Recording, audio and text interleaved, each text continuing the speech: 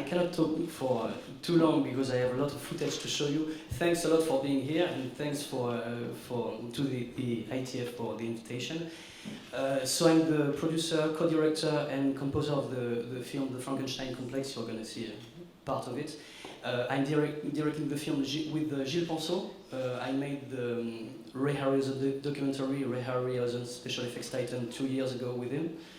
And this film is kind of a sequel to Special Effects Titan, because there was a narrative line in Special Effects Titan which explained the evolution of visual effects in movies.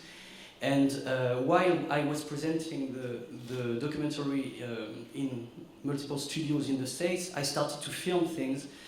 And actually the documentary was born when I filmed those sequences, and I started to make interviews. And with the footage I gathered last year, we started to search for a subject, and actually the subject was 100 years of monsters in movies from a technical point of view, from an artistic point of view, and from a human point of view.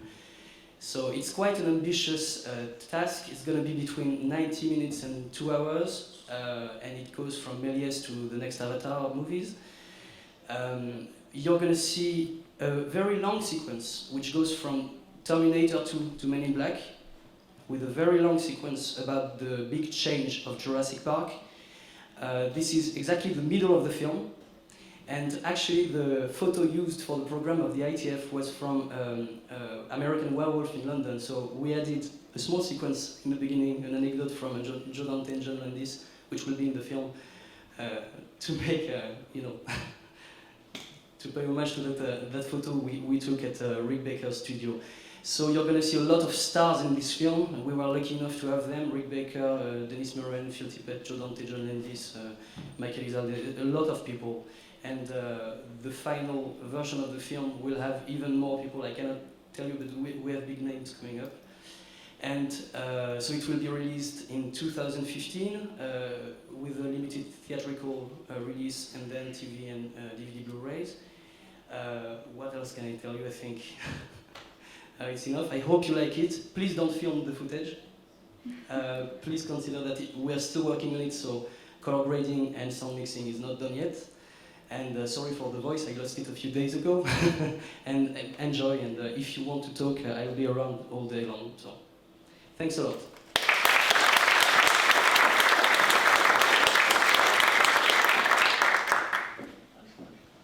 You know, if I made that movie now, I don't think I'd show it as clearly as I did in the movie I did.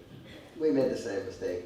Once the distributors saw the rough assembly of it, they said, "Don't change your frame." And it was like, what? It's 2 minutes long. It's too long. You know? Oh, no. We're going to show it to the exhibitors. So they showed it to the exhibitors. And they said, "Oh, they want to book the movie now."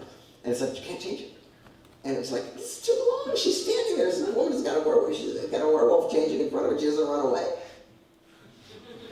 In The Abyss, we could have taken the sequence out and Jim would have had a movie. But in Terminator, he couldn't take the T-1000 out.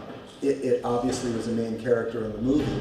And so it was through the experience in The Abyss that gave Jim the confidence that it could actually be done. Terminator 2 was probably the hardest movie I've ever worked on in my life. People don't realize how much that we did in that movie.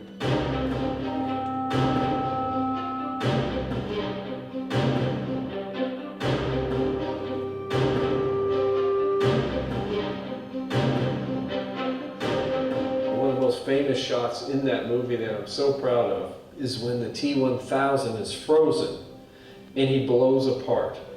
There is not one bit of CG in that, but everyone assumes that's a great CG shot. Stan's group always designed the look of the character. We took his designs and would rebuild them in the computer and do the performances. We had the actor Robert Patrick come up, and we had a 4-inch grid painted all over his body, and we shot him with 2 VistaVision cameras. There was no motion capture at that time. And from that, I was able to load it up on my computer, and I constructed a set of bones and data. So here we have walking bones, right?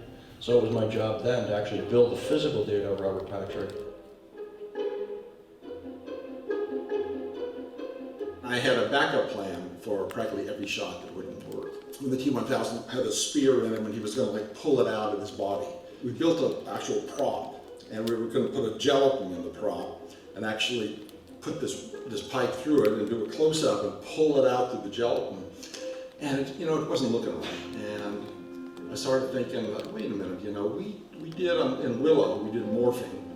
Came up with that for that thing where we could actually sort of like stretch the pixels frame at a time and make the image look like it moved.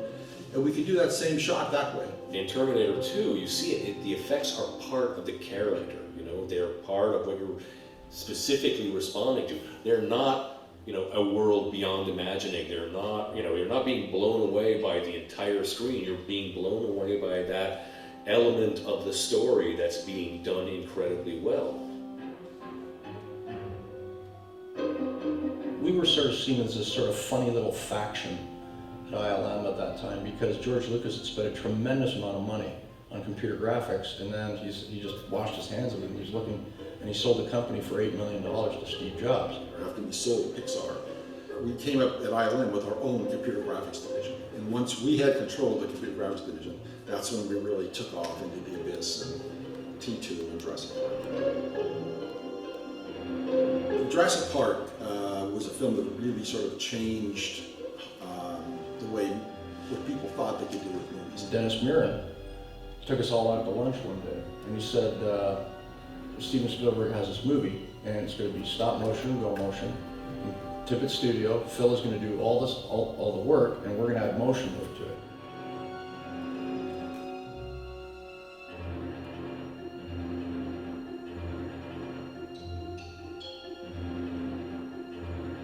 At ILM, there was this little like rebel team that was going on. Mark DePay, Steve Williams, and a couple other guys wanted to do CG dinosaurs. I was working on a commercial with Mark DePay at the time, and then I snuck off and I found a scan-in of a T-Rex, and I started to build it in data.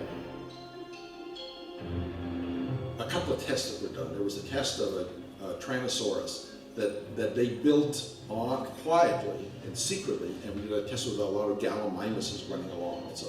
And it worked so well that we showed that to Steven, and he just said, this is great, you know, can you guys do it? And I said, yes, we figured out we could do it in the time frame. He said, let's do it that way then.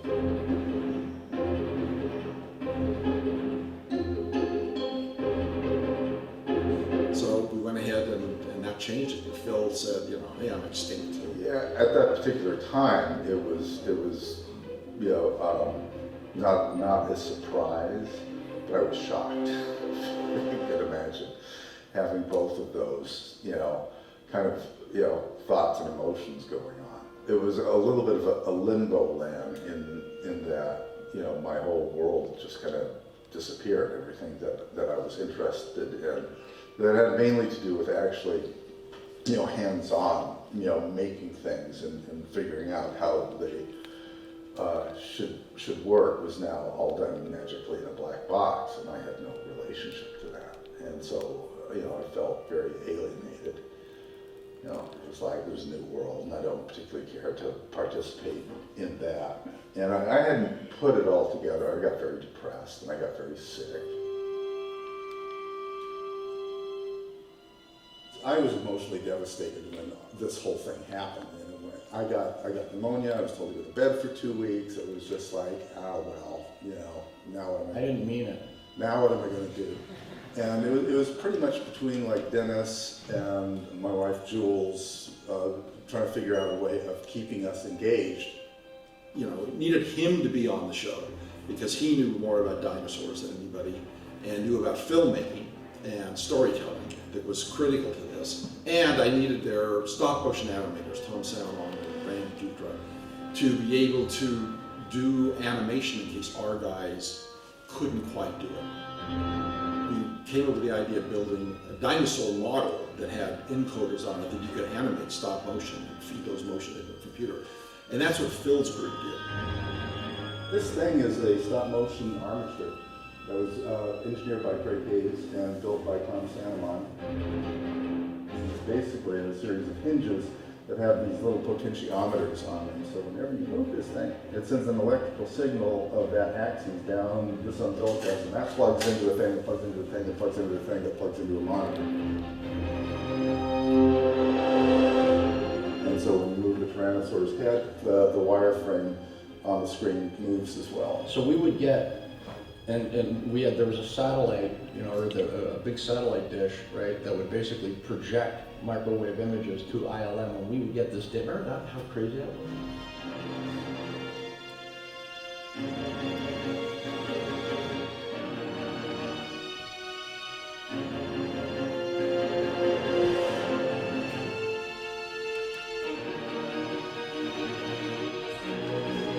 We only had a certain number of processors we could render stuff every night. So we had to get the show done all the time. We couldn't wait and do all the work at the end. So we were turning out final shots as the film was still being made. And the more we got into doing these shots, the closer we could get on these dinosaurs, and they would still look real. I was excited to see the dinosaurs in Jurassic Park looking so great. But I was even more excited by the camera moves. It freed up Spielberg's camera, and you could run backwards with this thing as this thing is pursuing you.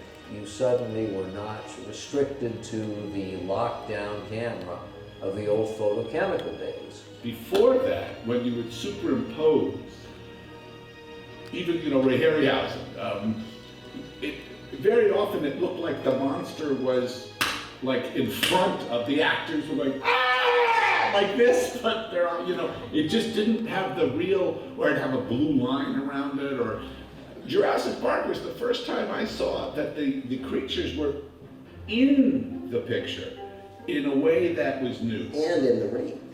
Yeah, Pretty amazing. But I still happen to think that a combination of CGI and actual animatronics and puppetry is really the best way to go, because the actors really benefit from having something to react to. Part of the success of Jurassic Park and the way Jurassic Park felt had a lot to do with Stan Winston's studio. And I think if it was just ILM, and not the ILM Creature Shop, just ILM computer graphics, the feeling of Jurassic Park, at least back then, wouldn't have had the same texture. There were actors on the set touching dinosaurs, and I think that was critical.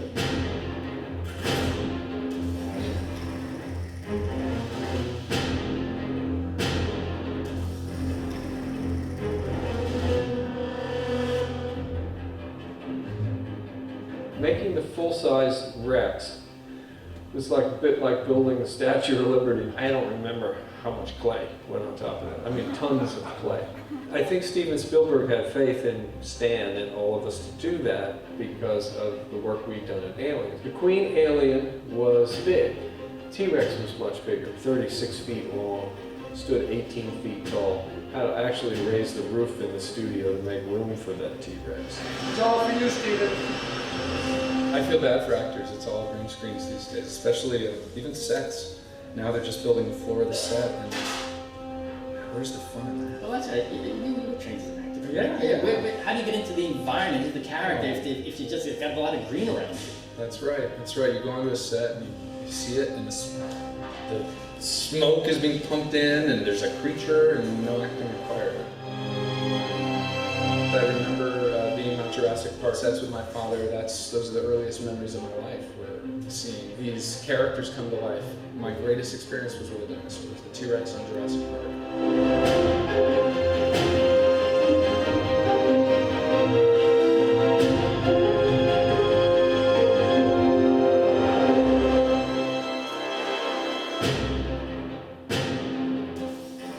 We brought in new people and people involved from theme park industry. We built these great puppeteering rigs that we could move by hand. Like you could put that physical body language into making it move by manipulating it.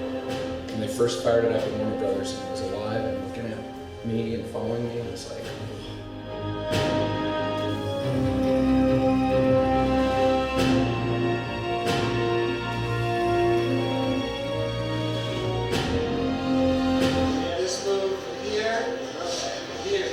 I was actually one of the raptors in the suit. There was the famous shot where it comes into the kitchen and stops and looks up and hoots. So that's actually being in the suit doing this. When Jurassic Park came out, because the new kid on the block was all the CG effects, that got all the attention. Stan starts to feel like he's losing out because he felt like they were his dinosaurs. Well, of course, ILM felt like it was their dinosaurs. Interestingly enough, the press felt like it was ILM's dinosaurs, and Stan was devastated.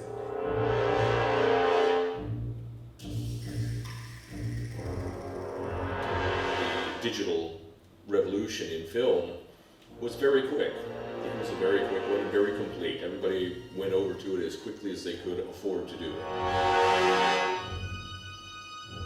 I think Jurassic Park was just coming out when I decided to close the shop. And so there was a shift for the kind of work that was being done. There was still a lot of the rubber stuff going on, but of course, you know Hollywood, they see a change. If something new is successful, then everybody jumps on that one. And there's also kind of this tendency for when things change, for the new kids on the block to like diminish what you do. It's like the gunslinger thing, right?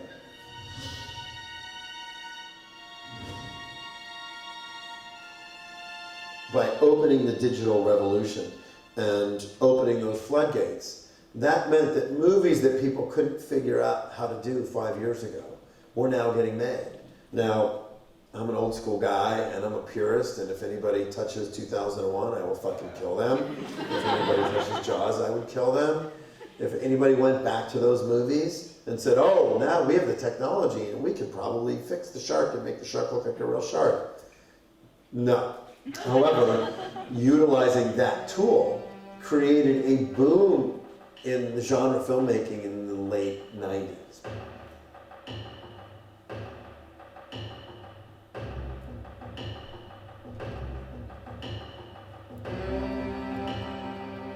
Digital and practical effects not only can live together, but have very successfully.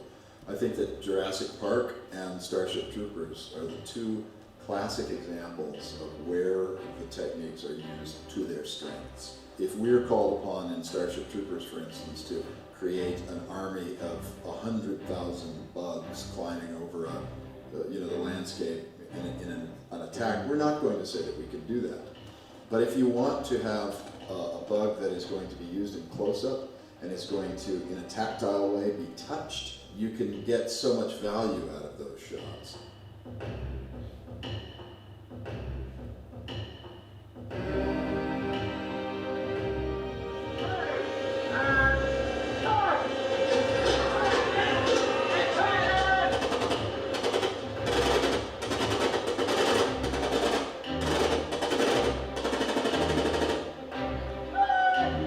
And that's quite a creature, really. I think in the script I just said they're 2 meters tall because I wanted them to be a little bit higher than a man. If they were that tall, then they would be 15 feet this way and that way. And oh my God, it's complicated stuff and it all looks good.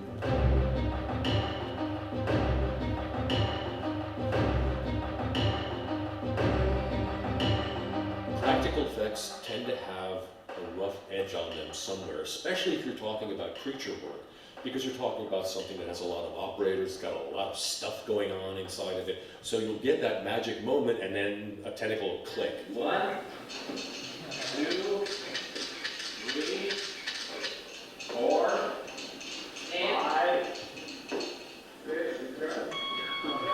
Now CGI can fix that. CGI can augment the existing stuff. By combining approaches, you can pretty much do anything you want and still have the reality of practical effects to it. Once we learned about CG, and once we knew what it could do, there's no way we could ever turn back. People always try to kind of, they think that the rubber guys are against the computer guys on that. I'm not, I'm all for the technology, and any way that we can achieve an effect that you can't achieve something that I can do with rubber, it's great. Any trick in your bag of tricks to fool people. What I don't like is when it's used improperly. In Men in Black, we built 2 giant Edgar bug animatronics. I kept saying, this doesn't look bug-like enough to me. the design that they finally chose, it was kind of a design by committee film, many people involved in that. I kept saying, it doesn't look enough like a bug. The day came, we were on the set, we had our Edgar bug out and everything else, and all set up. And then that's when they broke the news to me. They go, you know what, we're not going to film this. We're going to do it all later as CG because it doesn't look enough like a bug. So I was like, okay. And unfortunately, you know, and it happens, you know, in films all the time now, especially. One of the reasons I do what I do is because I saw Frankenstein on TV as a kid. I was fascinated, first of all, by the look of the character, but also that whole concept of creating life.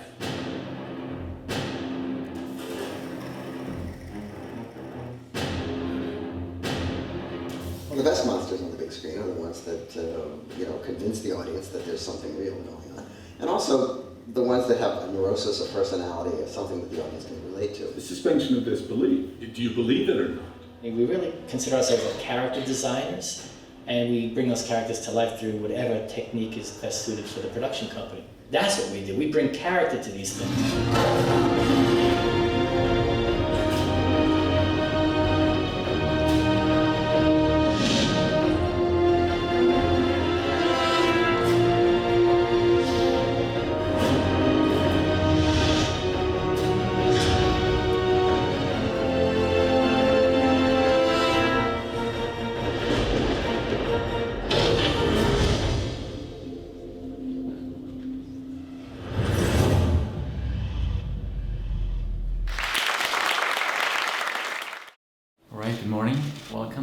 For showing up for this early presentation. My name is Miklos Kozary. I am a visual effects supervisor for Elefant Studios. Just a few words about us. We are a small company located in Zurich, and we are completely independent and artist-owned. We've been doing this for the last 6 years. We are very small. It's just 10 people on staff, and we expand between 10 and 25 people depending on the size of projects, but usually we are around 10. And we do focus on visual effects for film and commercials, and also on animation for commercials. The project that I would like to talk to you about first, there's going to be two actually. The first one is an ode from a very popular children's book called The Little Ghost. It's well, it's quite popular in German-speaking countries. Almost every child knows about this book, and it was recently made into film. It was a very, very enjoyable experience to work on this movie. We were called up by Keller VFX in Munich, who asked us to take about 110 shots from this movie. And we worked with visual effects supervisor Nils Engler, who's been really a joy to work with. It's been mostly, you know, the regular visual effects fare, set extensions, matte paintings, lots of green screen compositing, but also something that I think we enjoyed doing the most, which was making this little old talk, who was one of the main characters and a good friend of the ghost, so he had a very important part in the movie, so we were able to help tell the story quite a bit, I hope. So basically, when we were approached in pre-production with the idea that we had to make this old talk somehow, we were looking at lots of different ideas how to get this done. We went from something very simple, you know, thinking about could we do this in compositing? Is there any way we could do this with projections or something rather simple? But then we heard about how close we were supposed to show it, and also what other problems there are with shooting animals on a live action set. Namely, you know, they are always in different moods, so the shape of the head is changing constantly, the eye lines are always wrong. So we were quite early on, we decided that we would like to replace the whole head, because that would be really the simplest thing to do. But of course that has its own set of challenges, especially when it comes to a bird, which as you know, it's basically all made up of feathers. The actual animal beneath the feather is really, really tiny. I think we found one single picture on the internet that kind of shows a drawing how small it is, it's just a fraction of the size of the whole animal. And it's so small we call it the rat. It kind of looks like a skinned rat. So we had to model that, of course. So first, before we started production, we had to do a lot of research, especially when it came to the feathers. We had to look at how many different types of feathers are we looking at. You know, we tried to split up the whole into different zones, so that we can establish a number of different types of feathers that we need to build to make this work. And then, of course, we needed to have a tool that would build us these feathers, and there was no off-the-shelf solution that we could find that would make this possible. So we had to come up with a tool that allowed us to create all kinds of feathers that we wanted. I was very fortunate to have a fantastic 3D sequence lead on this project, Vladimir Jankiewicz, who built all the 3D tools for the feather system. And this is the first one. I think it's a movie. Yeah, it shows you how it actually works. So this is a capture within Softimage. You can see all the different curves that make up the feathers. You can see the little green dots that are like control points that you can move around. You could build in variation in width, in density, in turbulence. So every aspect of a feather could be replicated with this tool. So what this allowed us is to build a library of feathers that we could use and place on the bird. All of these little curves that you can see are actually curves in Arnold curves, because we used Arnold as a renderer. So you can imagine with all the feathers built up, there were like probably tens of millions of hairs, curves on that bird. So we had to come up with a lot of solutions how to make this render in a time that was feasible. So what we did is we took our library of feathers, and then we baked a series of bending states. So we had like the basic feather that you can see on the screen is straight, and then we bent it in, I think, about 20 different states, and we wrote these into Arnold archives that were instanced during render time. So we had a very efficient way of rendering this. And then, of course, everything had to be textured. As you can see, the texture maps doesn't look spectacular at all. It's really something very simple that was painted right in Nuke. So without the actual strains in the feathers, they don't look like much. But once you apply them onto the feathers, they will give you like a very rich color texture.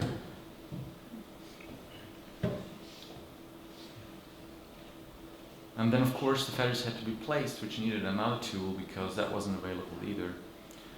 So the first thing that we found out, the most intuitive way to build something like this would be to have, the underlying model, which you can see here, which is the black mesh, which is actually the size of the real bird, the rat that I referred to before. And the most intuitive way to grow the feathers would be from this underlying mesh. We found out quite early on that this is difficult to do, because what you want at the end is a shape, an outer shape that looks like the real bird. And to achieve that by growing feathers from an underlying surface is just very, very difficult. So we chose to only do that with certain feathers, those where you can see the actual contact on the flesh. And those are the ones that are very close to the beak, those are very close to the eyes. So you can see some of that. These were the feathers that we grow out of the underlying mesh.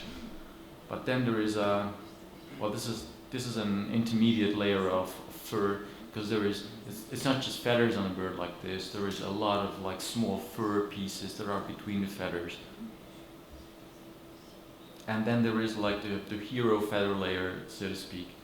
And we chose an approach here that was not the conventional way of growing it from the underlying mesh, but we had a second mesh that kind of like showed the silhouette of the bird, which would be like the outer bounds of the layers. And rather than growing them from the inner bound to the outer bound, we did it the other way around, because we wanted to make sure that the feathers really touched this outer bound to give the bird a correct shape. And we didn't need to show the contact of the feathers on the rat, because that was not visible, because that was covered by all the feathers. And this is a capture of the tool that actually took care of the placement. So you could basically paint areas of different types of feathers. So you could say, like in the green area, I want to have like the short fluffy ones. On the blue area, I want the long thin ones. And with this, you could place the feathers, you could pre-visualize them, you know, bake out the archives, and then make a rendering out of that.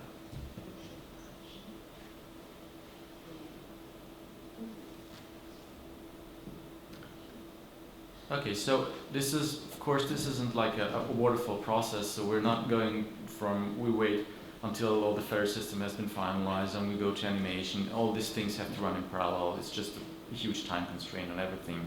And the team was really, really small. Like the old team was about 3 people. There was 2 guys in the 3D department and 1 compositor who was doing all the work. So that is really tiny compared when you look at the other projects. So we had to do a lot of things in parallel. And this is one of the animation passes. This is just an early play blast. You can see the rig a little bit. You can see on the left side the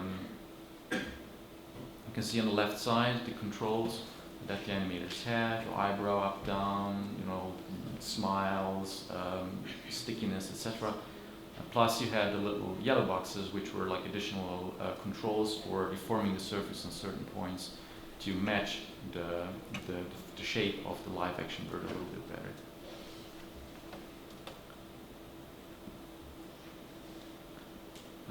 Deformation was a quite big problem. When the animators started to work on that, they didn't always have the full feathers instanced onto that mesh, so they weren't sure how the feathers are going to turn out once everything was cached. So we had to come up with a way to visualize the deformation on the mesh.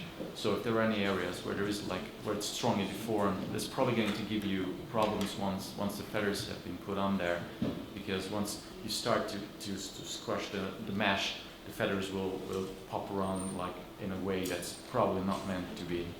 So we tried to visualize that so animators can make sure that there's no strong deformations on the mesh. Okay, and this is how it looked with the feathers applied and the fur applied.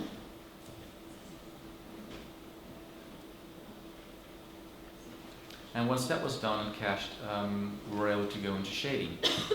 And there as well, we found out quite early that there wasn't just an out-of-box shader that would work for these feathers, because we had a lot of backlight. Some of the shots we had strong backlights coming in, and that was giving us a tough time on the shaders. So we had to develop our own feather shader that's loosely based on a quite sophisticated fur shade or hair shader. It's coming from a SIGGRAPH paper about 10 years ago from Mr. Marshner, and we built the feather shader on top of that. And you can see some lighting tests as well. Of course, we had HDRIs from the set to help us with the lighting. We didn't use them directly. We built a rig, a light rig that sort of duplicated the set lighting, just to make rendering much quicker. And this is some of the lighting tests you can see, so with lights moving around the birds, so we can judge is the shader working, is the lighting working.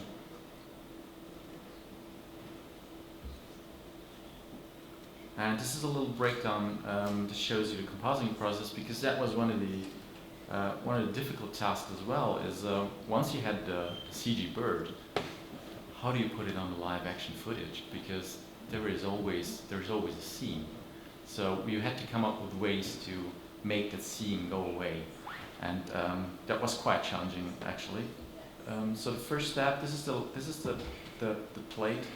Sorry, can I go back a little bit? So that was a live action plate that you've seen.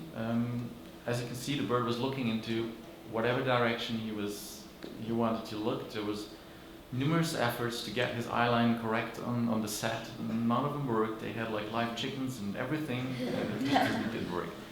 So yeah, that made the decision easier for us for a full CG head though. So we first had to paint away most of the real bird. Let me see if I can go back one step more. Yes, so that's the painted away bird. And the first thing that we did, we wanted to come up with a technique that would cover up the seams in compositing. So what we did, we took the geometry that we got from animation. You've seen the play-glass before.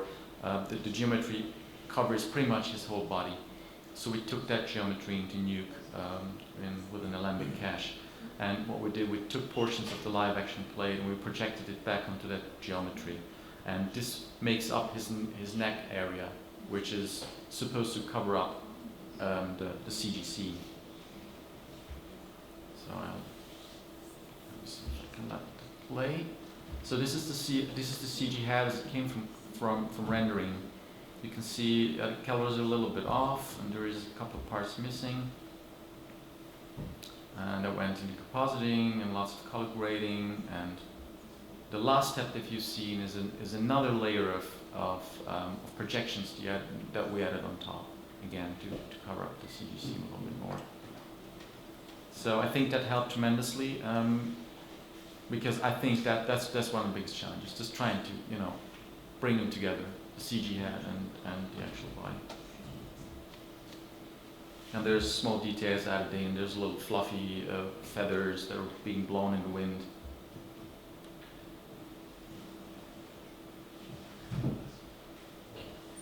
So there you go. That was the old project. We worked on that for quite a couple of months, but again with a very, very small team. And that's also something that will be the same in the next project that I'm going to show you, actually I do have one more. Yeah, because when I'm talking about talking animals, it would be nice hearing them talk as well. So I have a small clip with audio. I hope it's going to play. Yep. Das Leben gefällt mir doch deutlich besser, wenn jemand da ist, der mir Gesellschaft leistet. Vom Uhrmachermeister pfeifen die Spatzen von den Dächern.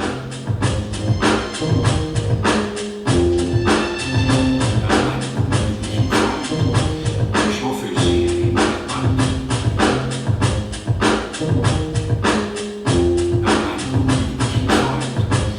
Ich hoffe, ich sehe ihn hier bald.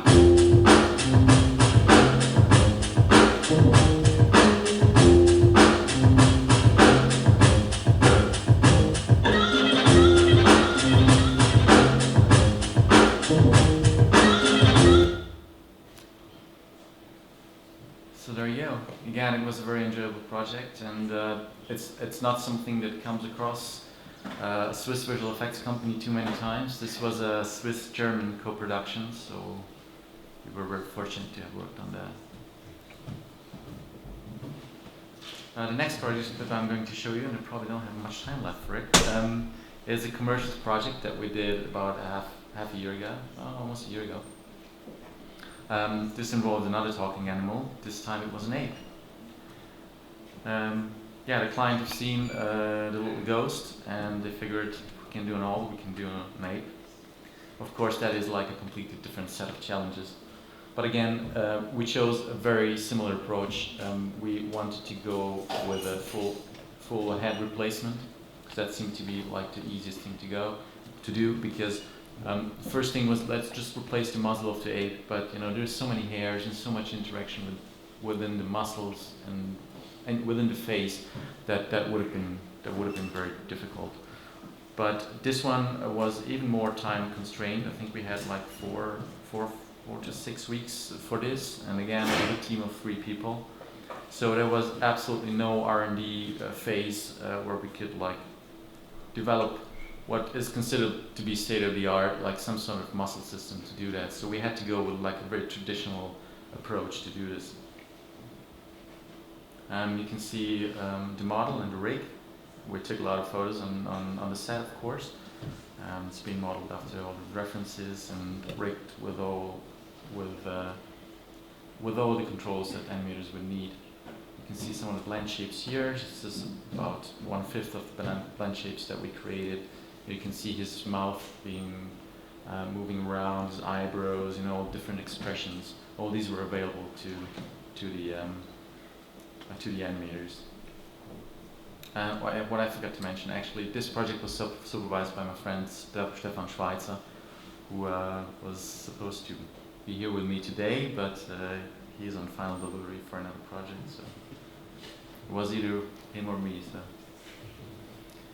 these are some of the textures that were painted by a CG supervisor, Daniel Guimard, and they show the amount of detail that goes into something like this. This was all done in Mudbox, anyway. And yeah, just to make up for the lack of sophistication in the rig, and not having a muscle system, we came up with a little cheat. We created something that's called a tension up in Softimage eyes. That what this does is basically, rather than just stretch the skin with the displacement on top of it, what it does is actually calculates the tension on every point of the surface, and it puts the right displacement map onto that spot. So there was like 3 displacement maps. One that was very relaxed, one that was something in the middle, and one that looked kind of like what you can see on the screen. So when the ape's face was moving around, this is a very rough animation test. When he was moving around, you can see the areas. Let me see if I can go back to that. So you see this area here. If that area is compressed a lot, it will blend in this displacement map that you can see there. And once it gets stretched, it blends into another displacement map. So that's kind of like cheating it a little bit. You can see that's relaxed state, for example. All right, so this is, of course, plenty of texture maps had to be painted. This is just one of them. This was the one that controlled the subsurface scattering. And I will show you some of the passes later on so you can see how it was made up. Of course, the original head had to be tracked because we wanted to stay as close as possible to the original head movement. That was one of the client's wishes. You can see just a very, very simple, rigid tracking test, just to see if we can match it on top. This one was done by Christoph Gaudel. And here you can see some details of the inside of the mouth and some hairs on the back of his head. Unfortunately, you never see the hairs on the back of his head. But we didn't know if we had to turn his head at one point, so all this had to be done. We have our own proprietary fur tool to do this within Softimage and Nice. And yeah, everything's been kept really simple. You can see there isn't even a subsurface scattering shader on the flesh on the left side because he opens his mouth so just a little bit, so you can't really see it. And these are some of the passes. On the left upper side, you can see the beauty pass. That's basically all the passes added up. And on the upper row, those are the diffuse passes, and on the lower, those are the prime and secondary lobes of the specular pass. Different mats for compositing and fur and speckles, and maybe the lower row is the most interesting because those are the 3 components of the subsurface scattering skin shader in Arno. So going from left to right, that's the epidermal, the subdermal, and the backscatter pass. And when you add all 3 up, the idea is that it looks like skin, basically. Okay, I know I shouldn't do this to the professional audience, but I'm still going to try. So which one do you think is the real ape? So who thinks it's the right one is the real one? Okay, who thinks the left one is the real one? Right. So at least I fooled a few of you. So the left one is the CG one, the right one is the played one. Neither the audience nor the client ever see this comparison, so But it was intercut. You will see it in the final product. You know, it's intercut between shots of the live action apes, so it had to come quite close. Yeah, and I'm just going to show you the final product.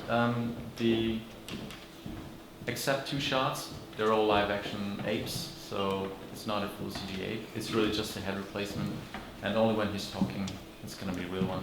Just so you know what the story is about, this ape loves to watch TV shows, of course, and but he's annoyed by a couple of things, and he invents like this TV show streaming service, you know, an entirely new idea, and nobody ever came up with something like that.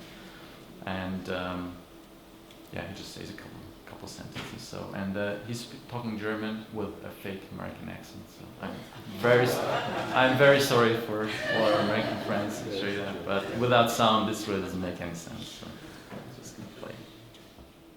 Ich liebe TV-Serien, Drama-Serien, Ärzte-Serien, Crime-Serien, alles Serien. Aber diese Welt war nicht gemacht für Liebhaber von Serien. Du schaust eine Folge, musst eine Woche warten. Die DVDs kosten dich ein Schweinegeld und die ganze Zeit Werbung.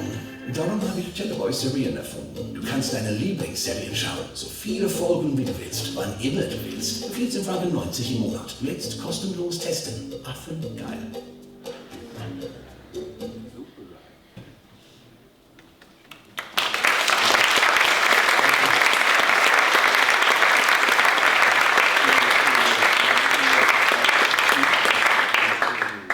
I'm very fortunate to work with a really extraordinary team at Elefant Studios. Stefan Schweitzer, Daniel Guimar, all the rest of the team, Vladimir Yankiewicz worked on the bird. Thank you so much, and thank you very much for your attention and coming here today, and hope you enjoy the rest of the presentation. Thank you very much for being here. What I'd like to talk about today is the creation of the dragons of Game of Thrones. And this presentation is just about the dragons. And I wanted to share with you how we try to manage it within the limitations of TV production, meaning, of course, the limited time and, of course, limited budget. And I will show you some examples of season 2 and 3. Recently in the States, it's season 4 where we were part of it as well. But I can't show very much of the latest season because it's not aired yet here in Europe. The dragons became very popular after season 2, and I think that was visible also in the advertisement campaign of HBO. You could see the dragon shadows very much up front. The start of season 3 on the HBO headquarters on buses, and best of all, the dragons had their own beer bottles where we just delivered some of these images. It's Fire and Blood Red Ale. I don't know if it's available in Europe, but we'll try to get it over from the States. Here's a little back information about the client and the supervisors. So Game of Thrones is very much driven by the executive producers. In a television series, it's not that much about the directors because I think they have 5 to 7 of them. But the EPs, they are making sure that everything feels like one big piece. And Rainer Gombusch was supervisor from the 2nd season, and Joe Bauer was taking the chair since season 3. He was responsible for season 4 as well. And for example, Steve Kalbeck, the visual effects producer, he was always part of the whole process, and he brought us into the game as well. To give you a rough idea of what I'm talking about, I'll show you a little making of season 2, and afterwards I'll go a little bit into detail of the different steps. So this is season 2.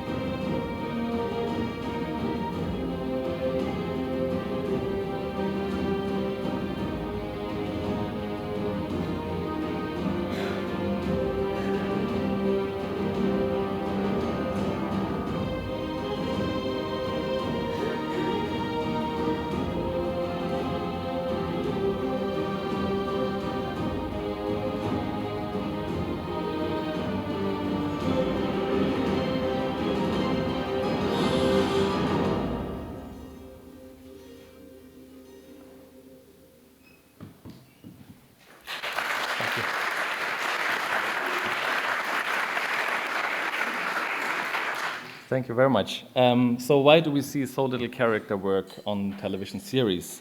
And I think that's especially because every shot has to involve all the different CG departments in the production pipeline, which you can see here. And of course, that complex workflow, you need high-skilled artists for that. The teams are bigger, and you need a little bit more time and therefore more money. And so that's very often why digital creatures are cut of the script. So let's have a quick look into some parts of the process. Of course, everything starts with concept and design.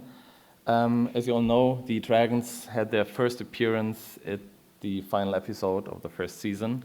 So this was also our start. And because there's not much time within the story from between season 1 and 2, the dragons should be recognizable and not changed overall. But Rainer, the supervisor, did a quick drawing and he just did a paint over of, and so we got an idea of how he envisions these like changes in shape and shading design overall. This is something we prepared at the beginning, so we got some of the references from HBO, for example, that oily surface or the snakes on the top left with that shimmering black reddish surface.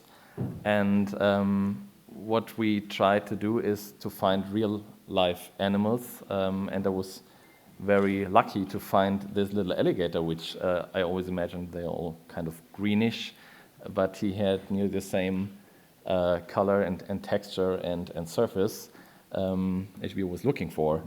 So that was very helpful because looking into the real world is one of the main approaches from our side, because especially Game of Thrones is not a fantasy series which is totally off in a different, in a far away fantasy world. It's very much grounded in reality, so that's what we wanted to transport also to the creatures. So we were looking for a skeleton which might be similar to our baby dragons. And this, for example, is a pigeon, and you can see that there's a very prominent breastbone, which is, of course, important for that lightweight structure and making them able to fly, be ready for the big breast muscles. And what we did here is just did a little paint into the original shape we got from the first season. You can see that it's a little bit different, so there's not very much space left for the breast itself. So we tried to change it slightly within the modeling and within the animation to make it a little bit more closer to a real-life birdish animal.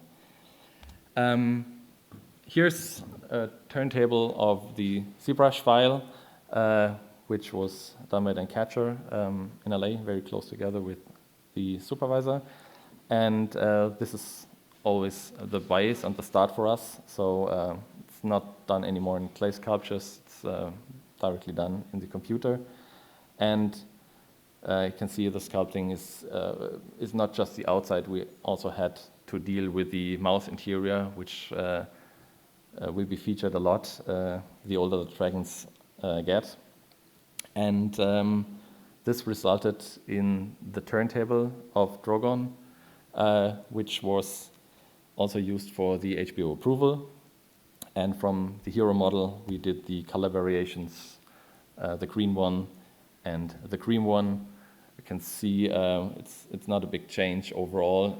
That was for purpose, so they wanted to keep them as similar as possible. Starting with the next season, and we had, of course, first to make sure how the new size would be. And here you can see a comparison we prepared. So on the left side, it's really very, very tiny, the dragons, the baby dragons from season 2, and the new scale on the right side, which is more like a dog size. And Joe Bauer, he wanted to implement some new features to the dragons as well. So it was very much about getting from a demure pose to an attack pose. this will be featured very much in the series. So we are coming, and he was giving us some ideas of what he'd like to do. So you can see there are some famous references as well on the left side. You all remember the famous scene of Jurassic Park. And of course, this was based as well in real-life lizards. It's a frilled lizard on the right side. So that's what we tried to implement as well into the new. Very, very, very pretty. You can see it moving. So talking about the concept, we went two ways parallel. We did 3D sculpts, which is a very fast process right now. And on the other side, we did the traditional 2D Photoshop rendering approach. So you can see here some of maquette, which is trying to figure out how the dragon might walk now. Here different examples of possible new shapes, playing around with ideas of kind of inner glow when he's ready for fire bursting. And yeah, you may remember what happened to Smaug. So they had this inner glow short before he's breathing fire. The idea was dropped for the dragons on our side. So, but it was fun for me to see in the cinema. Okay, idea just survived some kind of. This is a painting I did. It's basically paint over the old model. And this was also used for the HBO approval. You can see the dragon on the left side in that relaxed pose where all the frills are just flat. And on the right side, it's the aggressive mode when he's getting into attack mode. So it was very important for Joe to make it as extreme as possible. You've already seen some of the sculpting. So here's a little difference between the dragon of season 2, especially the wing size. So the body size is looking the same, it's just how the wings expanded. And we're having lots of conversations about how should we change the shape and make it more believable in terms of having now bigger wings. What would be the impact on the muscle system? Lots of details on the scales had to be modeled. Here a close-up of the face, and we came up with that forward sliding jaw where the skin is just sliding upwards and the jaw's coming out a little bit like what the alien queen is doing or the avatar flying creatures, just to make it as menacing as possible. Second step after the model is we call the surface. Again, reference is always the first step we're doing. It takes a while, but it's always very helpful, especially when you're trying to figure out what kind of textures you could apply to the dragons. So you can see here also there's a color change from the left to the right, from the black dragon to the green dragon to the cream dragon. And we're always trying to pick the best ideas of all the animals. And it's very easy to talk with the client when you can just encircle elements he likes to see. Same for the pattern, to make them a little bit more distinctive. And these patterns are always just done in a quick approach, and it's just a 2D thing before we go into the 3D. So here are two examples of different patterns for the dragon. This is the first image we rendered with the new design. So you can see the exposed teeth and the frills, and this all fed into a turntable again, which is always a good thing to talk about, especially when we're doing CineSync over a long distance. And it's not just turning the model, it's also turning the light to see how the surface reacts on different light angles, which is also very helpful to just adjust the shaders.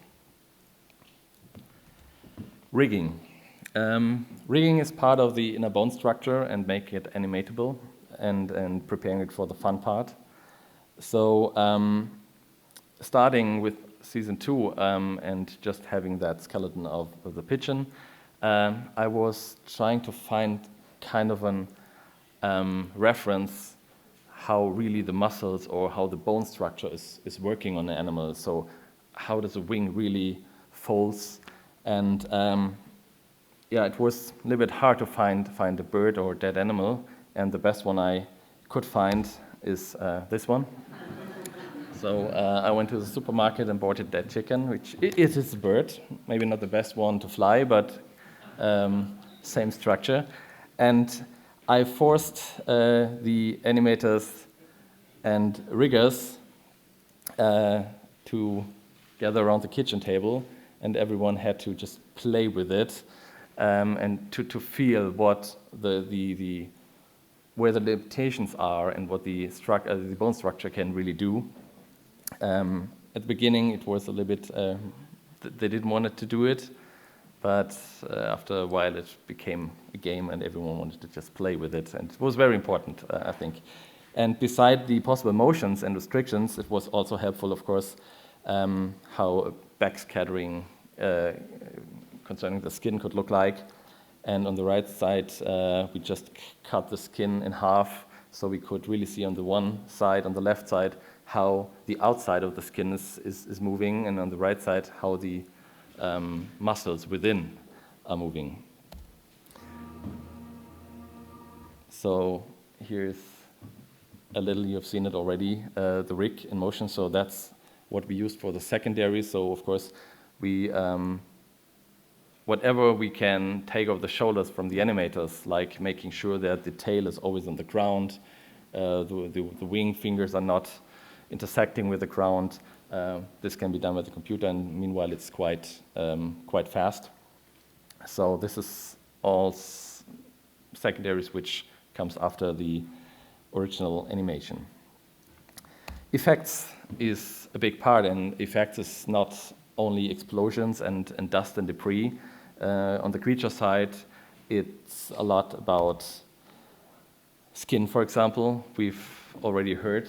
So here's the tension map. You can see the color-coded version on the upper right, because what we decided not to go for a full muscle simulation as well with all the skin sliding, because when you work for a television series, it's very, very much important that you deliver in time. And as the animation, of course, can take quite long, and there are last-minute changes, we didn't want it to run into problems with having too much simulation afterwards, because it can really kill every delivery. So we chose the same technique of having different displacement maps reacting on the skin stretching or squashing. This was a test we didn't have to use. It was just a paint effects test. I wanted just to see how much, what could we do with possible scales if we would have to do that. We didn't do that on season 2 and 3, but did it on season 4, and a possible 5th season will definitely have the need for more individual scales just because of the size in the screen. Same effects is whatever has to do with chains, simulations, which comes afterwards for all the props. So here was important as well to give the animator a certain amount of posing, and after the posing, the computer takes over and does the simulation and all the contact. You've seen the fire on season 2, the dragon fire, and that was a conceptual change. The season 2 fire should be a little bit more magical and not completely photoreal. It was meant to be with tiny explosions maybe happening within the flame, and there was very early on even the idea of maybe having different colored fire. So it's easy with the cream dragon, which would be the yellow fire, green fire. We have seen also in the real world, but I was not sure what we should do with the black fire.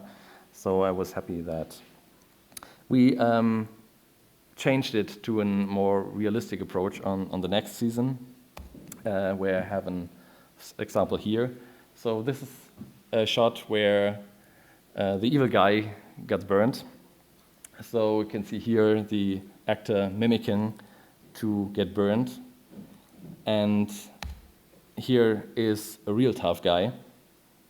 This is the stuntman in flames. It's amazing. Of course, it's really, really, really hot standing nearby such a big fire. Because it's so much fun. Again, from another angle.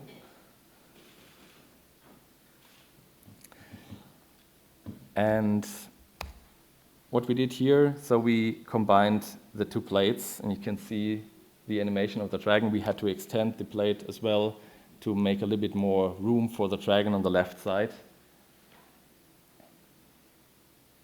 And within the fire, there was an invisible transition in the compositing. And again, the final shot.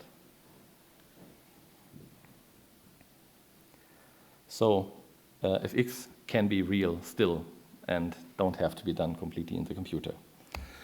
Knowing that the dragons will have to fly a lot in season 3, in season 2 they were just standing, and so we knew we had to look a little bit more into what's happening with the wing skin. So of course we're using some kind of cloth simulation which helps us, and we wanted to see what happens when the dragons are moving through the space, and would we get that fine jittering from the wind. And every dragon had to pass our wind tunnel test before getting the permission to enter a shot. Looks like this. It's maybe a little bit part of our car commercial background. Also, we knew we had to deal with water a lot, so this is the first test where we just did some R&D of how water could flow down the dragon's surface, collect on the edges before dropping down. And you can see by the view, this is done in Max. So the animations are done in Maya, but we always try to find the best solution and just merge the packages to see where it's quicker. Here's a rendered version. Of course, with enlarged drops to make it visible and to not have too much particles to control on the R&D. This is some NIAT simulations we had to come up with because the dragon is diving into the water and jumping out of it. These are some layers of the water, and this is all stuff done before the plates really rush in. So we'll always try to be very much prepared up front. Animation. Animation is like building up the model. It's looking for reference. So you can see we tried to find different flight cycles. Of course, a bat in general is a very good example for our dragon, but also birds.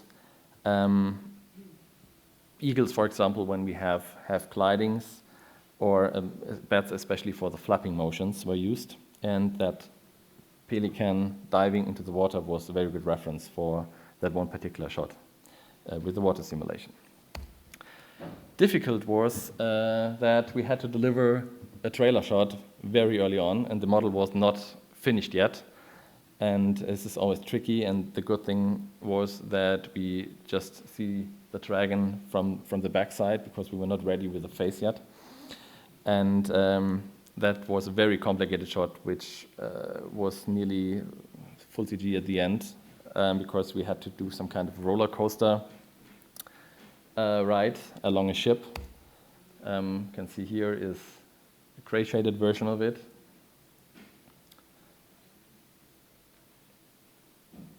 And this was very much about really finding good speed and flapping. And it was very much important for HBO to see the reflection at the beginning. Here's a work in progress. Still with the great dragon. And a little breakdown of the shot. So we replaced all the water with CG water and just used that portion of the ship and extended all the textures and reprojected it to make the camera free moving. It took quite some resources actually. What is always helpful when we talk about animation is, of course, when you're dealing with shots in a sequence, we did these flight passes just to make sure that throughout the sequence, it makes sense what the dragons are doing, especially when there's a re-edit. That was very helpful to talk about. And yeah, we're doing that a lot now because depending on the supervisor, there's a different communication. So some of them are very much trying to keep it as real as possible so that there's not cheating involved. And that's my personal experience as well. Never try to cheat too early because you'll run into problems at a certain time. And when it's too late, then you'll have to go back all the steps and do it again. So it's very helpful just to be always honest with the scene and 3D world. Another example I wanted to share with you is talking about interactions.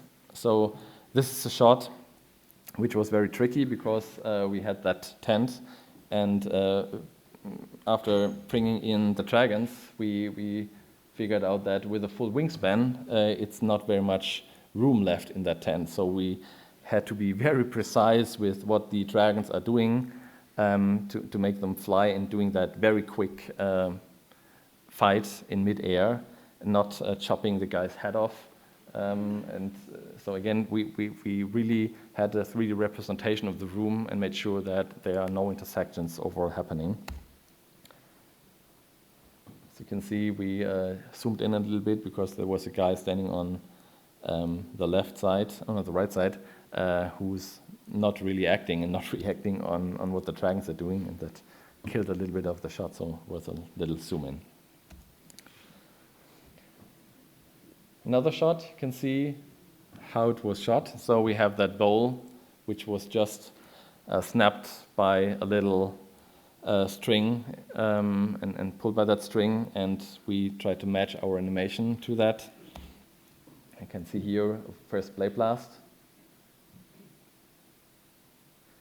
And I'm a big fan of all these combinations of having something real. And of course, a bowl is not that much complicated. You could have done it of course, in CG, and sometimes you are restricted to a timing, but if it works, it's a perfect combination. Here's an in-between version with the gray render of the dragon after some animation changes, and these grayish versions are used also to communicate with the client to get an approval on the animation, because on a play plus it's very hard because you don't see all these skin details happening. And here, the final shot. You can see what I meant about the inner mouth. So we are very close, so we have to take care of all the saliva and slime and what the nostrils doing and all these fine jitterings. Of course, there are more shots within that season, so I have a little breakdown for you. And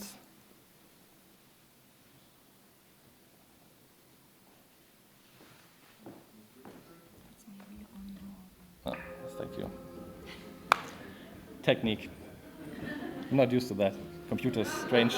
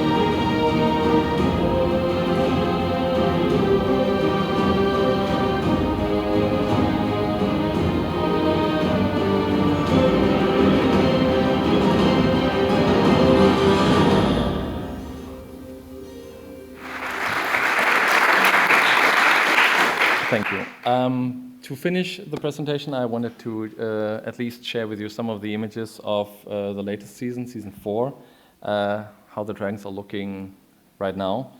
And it's a very sneak peek.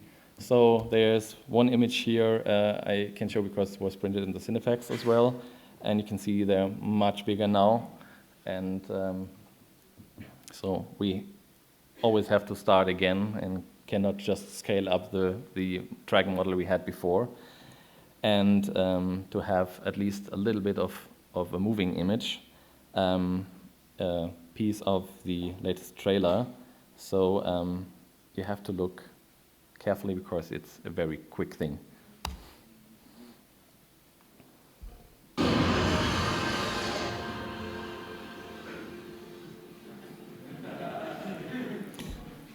Thank you. That's the presentation.